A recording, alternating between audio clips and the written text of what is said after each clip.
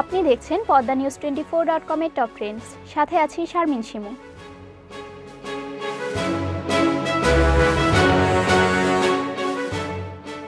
আর মাত্র সপ্তাহখানেক পরে যুক্তরাষ্ট্র ও ওয়েস্ট ইন্ডিজের মাঠে গড়াবে টি-20 বিশ্বকাপের নবম আসর।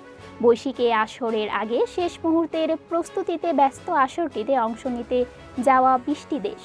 তবে ক্রিকেটের সংক্ষিপ্ততম ফরম্যাটের বিশ্বকাপের আগে অন্য সব দলের চেয়ে রীতিমতো হতশ্রী চেহারা বাংলাদেশ ক্রিকেট দলের।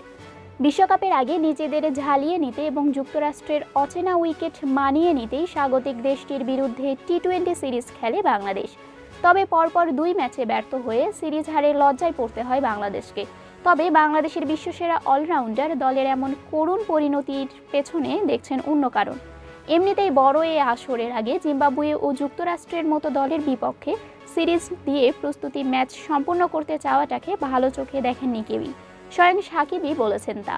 তবে সেই জিম্বাবুয়ের বিপক্ষে সিরিজ তবু জিতেছিলেন, এবার তো সরাসরি পরাজয়।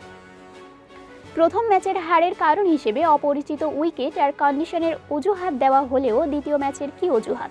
যেখানে বর্তমানে টি-20তে রানের পর রান হচ্ছে, সেখানে 145 রান করতেও ব্যর্থ বাংলাদেশ। তাই 6 রানে ম্যাচ হারের পর টাইগারদের হয়ে সংবাদ সম্মেলনে আসা সাকিব আল হাসানের কাছে জানতে চাওয়া হয় দলের এই করুণ অবস্থার কারণ। সেখানে তিনি হারের কারণ হিসেবে দায়ী করেছেন পর্যাপ্ত অনুশীলনের ঘাটতিকে। ব্যাটারদেরও দায় দিয়েছেন তিনি। বাংলাদেশের এই অলরাউন্ডার বলেন, ম্যাচের আগে তারা একদিন প্রপার নেট সেশন পেয়েছেন, তাও ব্যাটারদের যতটুকু ব্যাটিং অনুশীলন করার দরকার ছিল তারা সেটা করতে পারেননি। সাকিব বলেন, আসলে এটা কেউই প্রত্যাশা করেননি, কেউই ভাবেননি 2টা ম্যাচ হেরে যাবে। সেখান থেকে তো অবশ্যই হতাশাজনক।